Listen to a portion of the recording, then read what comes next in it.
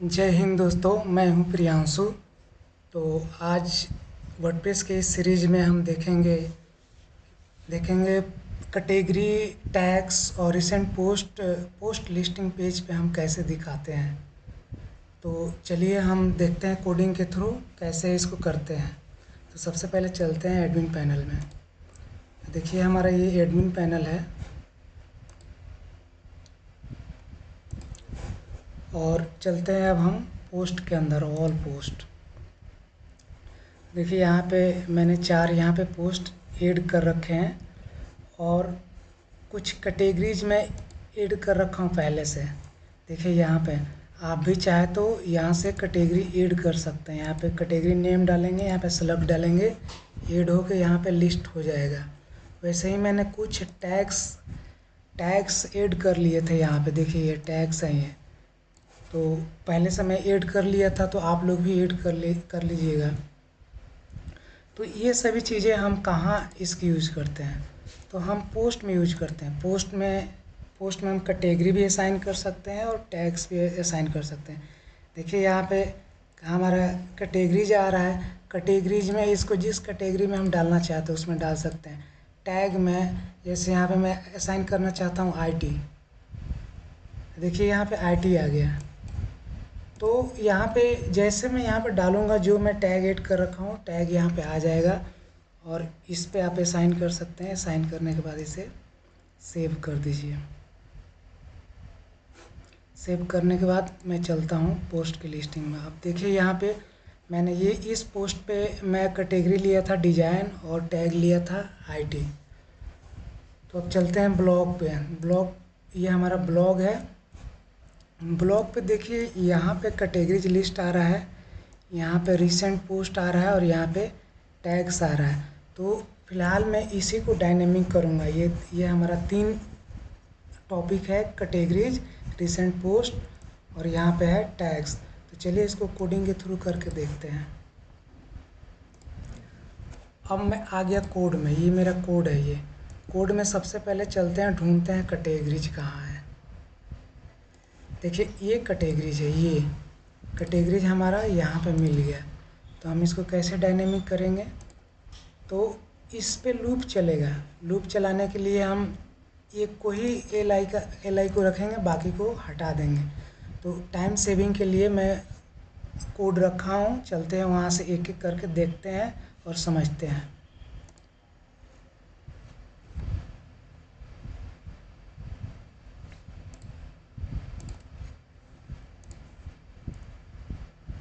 अब मैं यहाँ पे आऊँगा क्योंकि मुझे एल आई पे मुझे लिस्टिंग करनी है। तो सबसे पहले ये देखते हैं इसका यूज क्या है। देखिए वर्डप्रेस का एक फंक्शन है गेट अंडरस्कोर कैटेगरीज। इस फंक्शन से मैं क्या करूँगा, कैटेगरीज गेट करूँगा। ऑर्डर बाय क्या कह दिया, ऑर्डर बाय नेम से, और ऑर्डर क्या होना चाहिए, असेंडिंग ऑर्डर में होना चाहिए। तो देखते हैं कि ये क्या वर्क करता है ये। तो इसको मैं एक बार प्रिंट करा के देख लेता हूँ।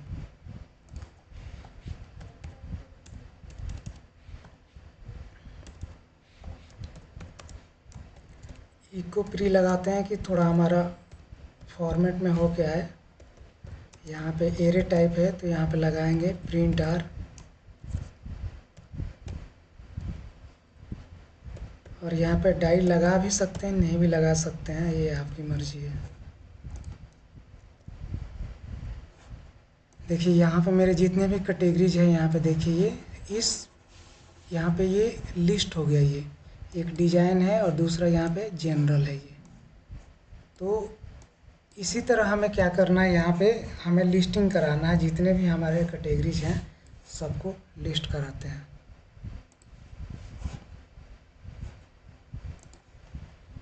तो हमें तो पता चल गया कि इसमें हमारा कैटेगरीज मिल रहा है। तो बंद करते हैं यहाँ पे इसको। अब चलते हैं यहाँ पे फॉर ईच लूप लगाते हैं।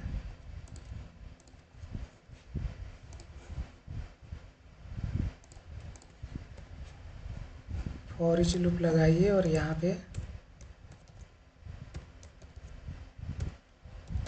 क्लोज कर दीजिए। ये हो गया क्लोज। हमने क्या एक कैटेगरीज को यहाँ पे फॉर ईच में यहाँ पे पास किया और एज ए कैटेगरी यहाँ रख दिया नेम। कैटेगरी में वेरिएबल में बना लिया इसको। अब इसको मैं दिखाऊंगा कैसे। अब जैसे मुझे नेम चाहिए तो क्या करना है, यहाँ पे सीधा यहाँ पे जाइए, यहाँ पे लिखिए PHP ओपन और क्लोज, और यहाँ पे लिखिए ये वेरिएबल नेम, और यहाँ पे लिखिए नेम, और ये टर्मिनेट कर दीजिए। देखते हैं इसमें क्या आता है। देखिए यहाँ पे नेम जो मैं दिया था, यहाँ पे नेम आ गया यहाँ पे कैटेगरीज में। एक बार इसको,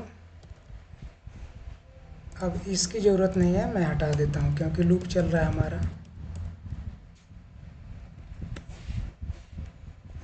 एक बार रिफ्रेश करके देखते हैं।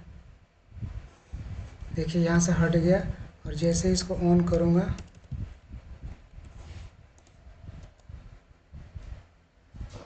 देखिए यहाँ पे कैटेगरीज नेम आ गया। बट यहाँ पे 2 ही आ रहा है। 2 ही क्यों आ रहा है, तो मुझे अभी सबको एक बार सेलेक्ट करना पड़ेगा, मुझे असाइन करना पड़ेगा, तो सब आएगा। जितने हम चेक कर लेंगे उतने सब आ जाएंगे यहाँ पे। अब इसको रिफ्रेश करके देखते हैं। देखिए हमारे यहाँ सारा कैटेगरीज आ गया। अब इसकी काउंट करनी है कि किस कैटेगरी में कितने पोस्ट हैं। तो इसके लिए एक फंक्शन आता है यहाँ पे,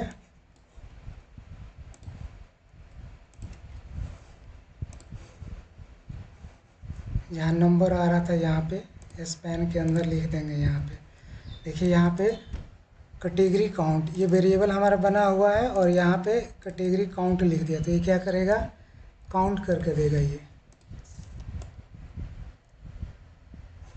देखिए यहाँ पे जिस पे जितने असाइन है वो यहाँ पे दे दिया कि किस पे कितने असाइन है।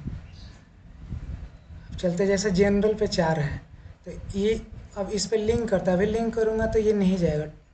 तो कैटेगरीज का भी लिंक होता है, तो लिंक कर लेते हैं इसको। लिंक के लिए ये हमारा एक फंक्शन आता है यहाँ पे एंकर टैग में, यहाँ पे हैश की जगह पे पास कर देंगे।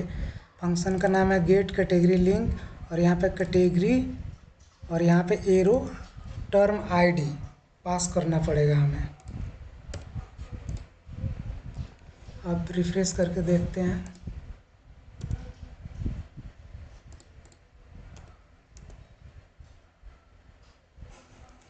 अब देखिए यहाँ पे ये लिंक बन गया। जनरल पे क्लिक करूँगा तो देखिए जनरल में मेरा 4 यहाँ पे मैं पोस्ट असाइन कर रखा था, तो 4 यहाँ पे पोस्ट आ गए। वैसे मैं देखूँगा क्रिएटिव में कितने हैं, तो क्रिएटिव में मेरा 1 ही होगा। देखिए ये 1 ही आया यहाँ पे। वैसे अगर मैं देखता हूँ डिज़ाइन में, तो डिज़ाइन में भी कितने हैं, यहाँ पे 1 ही पोस्ट है। देखिए ये, बट मैं जैसे यहाँ पे जाऊँगा जनरल में, तो इसमें इस कैटेगरी में यहाँ पे 4 पोस्ट है, तो 4 पोस्ट यहाँ पे दिख रहा है। तो ऐसे अब लिंक हो गया। तो कैटेगरीज तो यहाँ पे मैंने लिस्ट करा दिया, और कितने काउंट है वो भी करा दिया, लिंक भी करा दिया। अब चलते हैं रिसेंट पोस्ट पे वर्क करते हैं। रिसेंट पोस्ट का मतलब होता है कि जब डेली हमारा पोस्ट डलता है, तो टॉप से रिसेंट में कौन सा पोस्ट डला है, तो यहाँ हम दिखाते हैं। तो कैसे दिखाएंगे इसको, रिसेंट पोस्ट के लिए भी हमारा वर्डप्रेस का फंक्शन होता है, इसको भी समझते हैं। देखिए ये रिसेंट पोस्ट है हमारा, इसके अंदर ये इसी को लिस्ट करना है हमें। देखिए ये है, तो एक को रख के बाकी को मैं हटा देता हूँ। तो अभी यहाँ जाएंगे तो आपको 1 ही मिलेगा। देखिए यहाँ पे 1 मिल रहा है, बट ये स्टैटिक है। तो अब मैं इस पे वर्क करूँगा।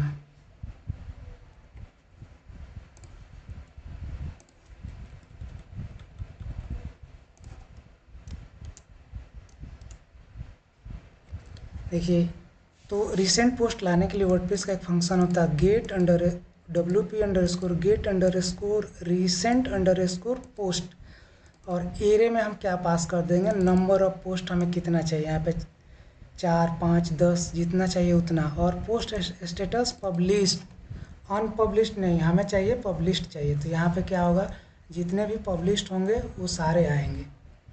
अब इसको लूप चलाने के लिए यहाँ पे लूप चलाएंगे, वेरिएबल बनाएंगे। तो ये हमारा लूप चलेगा फॉर ईच से। ये वेरिएबल है, यहाँ पास किया और इस वेरिएबल में जो भी लिस्ट आएगा रख लेंगे।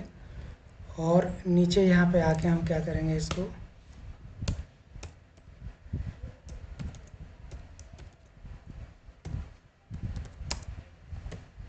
इंड फॉर ईच कर देंगे यहाँ से। ये अब एक बार रिफ्रेश करके देखते हैं।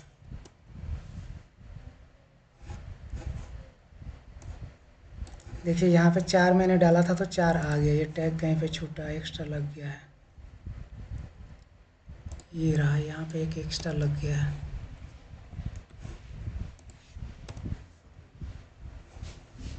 देखिए यहाँ पे पोस्ट आ गई यहाँ पे।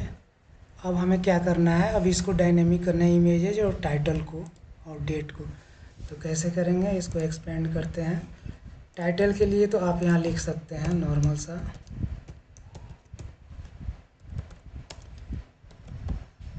The title. इसमें इको लगाने की ज़रूरत नहीं है, द टाइटल ऑटोमेटिक टाइटल को प्रिंट कर देता है।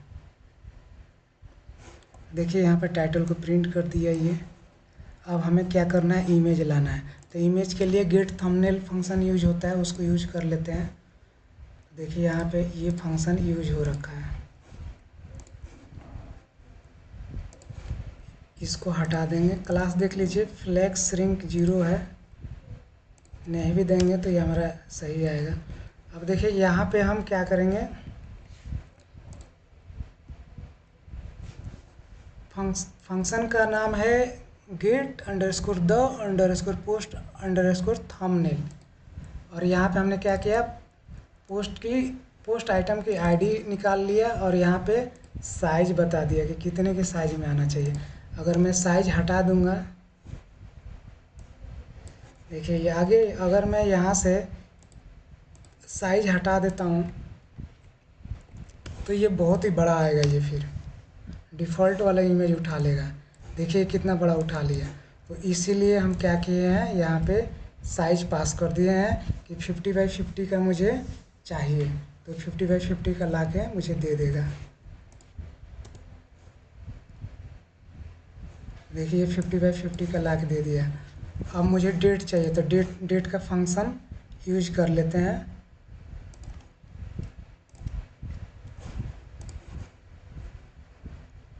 तो यहाँ पे डेट का फंक्शन यूज कर लेते हैं। तो यहाँ पे डेट फॉर्मेट आप अपने अकॉर्डिंग चेंज कर सकते हैं। वर्डप्रेस का एक लिस्ट आता है, लिस्ट में बताया गया है कि आपको किस फॉर्मेट में चाहिए। जिस फॉर्मेट में आपको चाहिए उस फॉर्मेट में डेट दे देगा। जैसा अभी यहाँ पे देखिए क्या आ रहा है, 10 जून 2025। तो मैं एक बार डी को कैपिटल में करके देखता हूँ कि क्या आता है।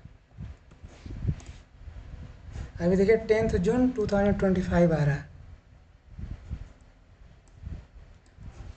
अब जैसे देखिए मैंने क्या किया, डी को कैपिटल कर दिया। देखिए यहाँ पे विड्थ जैन 2005, यहाँ पे अब क्या हो गया, इस फॉर्मेट में आने लगा। तो आप यहाँ से चेंज कर सकते हैं। ये MMYY है। अगर मैं इसको स्मॉल करके देखता हूँ तो देखिए क्या आता है।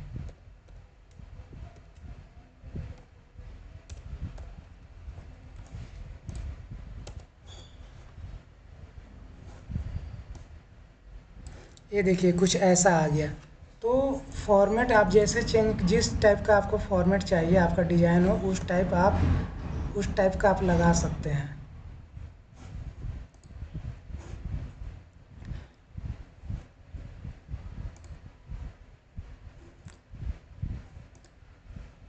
अब इसको थोड़ा मैं लिंक भी कर देता हूँ। लिंक करने के लिए क्या करेंगे, यहाँ पे पास कर देंगे। फंक्शन का नाम है वही गेट परमालिंक, और यहाँ पे पोस्ट की आईडी पास कर दिया। अब चलते हैं देखते हैं।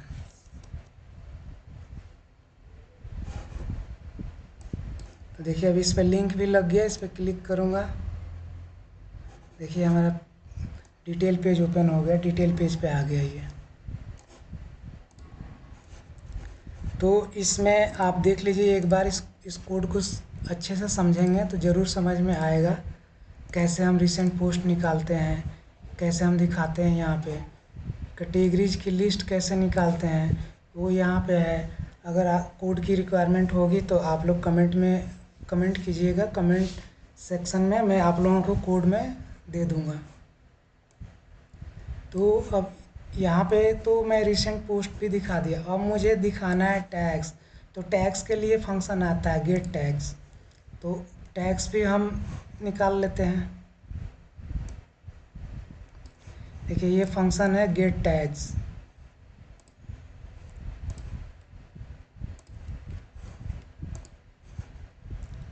तो मुझे यहाँ पर लूप चलाना है, तो यहाँ मैं रख देता हूँ इसको और बता देता हूँ इसमें क्या है।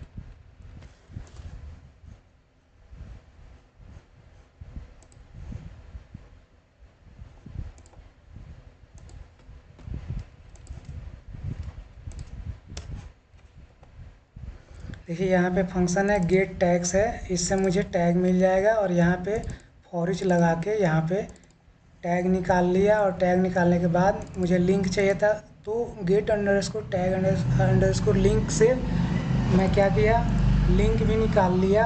और यहाँ पे टैग एरो नेम दे दिया और यहाँ पे लिंक दे दिया। तो ये क्या करेगा, हमारा टैग का लिस्ट ला कर दे देगा ये।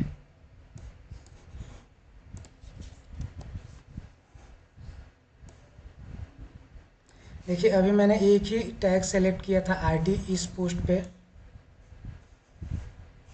तो मैं और भी सिलेक्ट कर लेता हूँ, देखता हूँ क्या क्या है इसमें। आईटी है,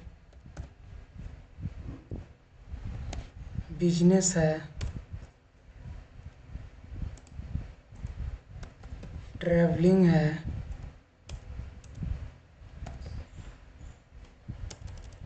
देख लेते हैं यहाँ पे टैग मैंने क्या डाल रखा है।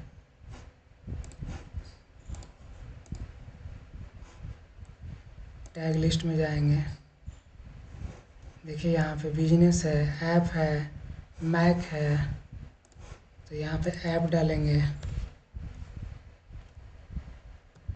देखिए ये आ गया ऐप। उसी तरह मैक है, देखिए सजेशन में आ रहा सभी। अब यहाँ से सेव कर देंगे।